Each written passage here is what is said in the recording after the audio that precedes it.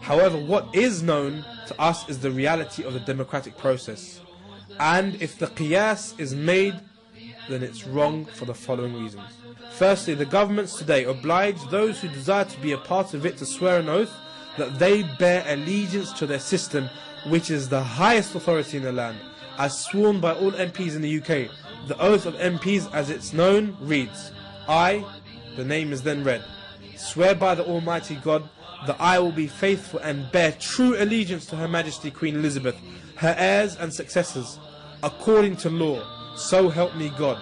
As it can be seen, it is required that a true form of allegiance is made. These oaths often entail that the ministers respect the laws and display true sincerity to that false deity, and this oath varies from country to country. So the reality of today's governments require this level of sincerity, which opposes the fundamental belief of Islam, that true allegiance is to Allah and His Messenger and the believers, and if one swears true allegiance to anyone else, then he has left the fold of Islam. It is also important to bring to the surface that these governments openly announce their opposition and disapproval of the religion of Allah, to the extent that they seek to destroy any possible seed that is planted and may reap into an Islamic government. We see their open hostility to anyone who desires to implement the laws of Allah, even if they are in a far corner of the globe, thousands of miles away.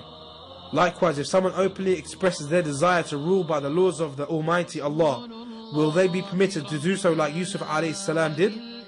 We have already been informed by Allah subhanahu wa ta'ala that the king said to him, indeed, you are today established in position and trusted.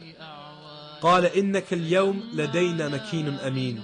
And also Allah subhanahu wa ta'ala says, وَكَذَلِكَ مَكَّنَّا لِيُوسُفَ فِي الْأَرْضِ يَتَبَوَّأُ مِنْهَا حَيْثُ يَشَاءُ نُصِيبُ بِرَحْمَتِنَا مَنْ نَشَاءُ وَلَا نُضِيعُ أَجْرَ الْمُحْسِنِينَ. And the narration of Ibn Zayd, which Tabari mentions in his tafsir, he did in the land as he pleased. Also on the authority of Wahab, Suddi ibn Abbas and others, where the king explicitly states, and I hand over to you the authority to do as you please, and we to you are followers. And he then goes on to say, and I am merely one of your subjects. So the verses narrate to us the situation, and nowhere do we see Yusuf alayhi salam being forced to make an oath of allegiance to any false deity, and nowhere do we see Yusuf alayhi salam being forced to make an oath of allegiance to any false deity, nor was he subjected to the rule of any man-made laws. Rather, it's apparent that it was the opposite. If anyone desires to say he was, then hatu burhanakum, let him bring his evidence and know that his accusation may be tantamount to kufr. Secondly, the position of authority was given to him as stated, and like so we gave the authority to Yusuf.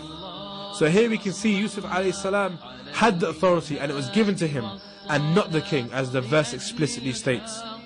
Yet again, a desperate attempt has been made by taking the story of Yusuf alayhi salam and claiming our reality mirrors that. However, the true monotheist sees past such a misconception and holds firm to the rope of Allah, in order to obtain the greater good and lesser of the two harms. The use of maslahah as an argument in support of electoral participation indicates that these people are unable to bring any evidence that is sufficient to support their claim. For example, they often use the story of Yusuf alayhi salam, Najashi, and also Hilf al-Fudul. So if these arguments support their claims, why then do they feel the need to present the argument of lesser of the two evils? Before delving deeply into the issue of maslahah, benefit, we must establish that there is no maslahah greater than the core, usul of this deen, which is singling Allah alone in worship. For this purpose mankind was created, as He, Allah the Most High, states, وَمَا خَلَقَتُ الْجِنَّ وَالْإِنسَ إِلَّا لِيَعْبُدُونَ. And verily I did not create man or jinn except to worship me. Also He states, وَمَا أُمِرُوا إِلَّا لِيَعْبُدُوا اللَّهَ مُخْلَصِينَ لَهُ الدِّينَ حُنَفَاءَ وَيَقِيمُوا الصَّلَاةَ وَيُؤْتُوا الزَّكَاةَ وَذَلِكَ الدِّينُ الْقَيِّمَ. And they were not commanded except to worship Allah, being sincere to Him in His religion. The statement and testimony of Shahada is what every verse in the final revelation came to establish. It's the reason for the revelation of all books, all messengers and all laws. It is often argued by the spineless ones who trust in democracy to bring them out of their hardship that if you don't vote, then people are going to vote anyway, and these crimes against Islam will be committed anyway, so therefore you may as well minimize the evil. Then to these individuals we say, if shirk is taking place in your local community and you witness it, do you then participate in those rituals of shirk, arguing it's taking place anyway, so I may join in and encourage them not to worship a bigger taghut or wathan or idol in order to minimize the harm. No sane individual will ever be audacious enough to claim this. Then why do they have the confidence to say this in regards to voting? Are their principles of Allah's uluhiyyah still cloudy and infirmly planted? Sayyid Qutb rahimahullah states, the word benefit of da'wah must be removed from the dictionary of the people of da'wah, as it's an entrance for shaitan that he comes to them from it.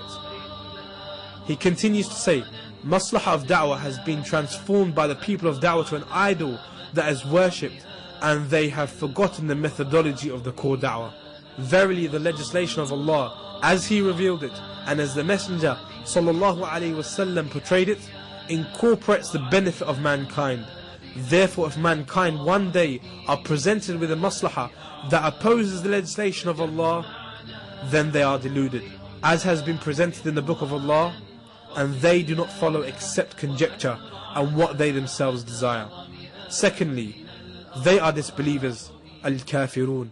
Person does not claim that benefit is in what he sees from that which opposes what Allah has legislated and remains for a moment upon this religion or from its people. The question then arises, what are Islamic interests and who and how are they defined? Ultimately, the Islamic law came to abolish all forms of false deities and bring the people back to the oneness of Allah. Although Ibn Taymiyyah clearly states that the Sharia has been revealed to obtain all possible benefits and to prevent as much harm as possible and reduce it if both cannot be achieved together, and to ward off the worst of the two evils if both evils cannot be prevented. This understanding should not be abused and be used as a dalil to live a life in accordance to one's whims and desires. We must be careful how we approach this, as this concept does not authorize an individual to enter another religion in an attempt to obtain some benefit. The reality of what they are claiming, when used in the context of voting, is that one participates in another religion, i.e. democracy, to ward off the threat of an MP who is unsympathetic to Islam and the Muslims.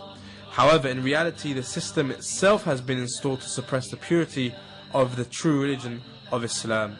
Here Ibn Taymiyyah refers to the Sharia, and the foundation and core of it is the oneness of God and abstaining and following that which opposes the Sharia.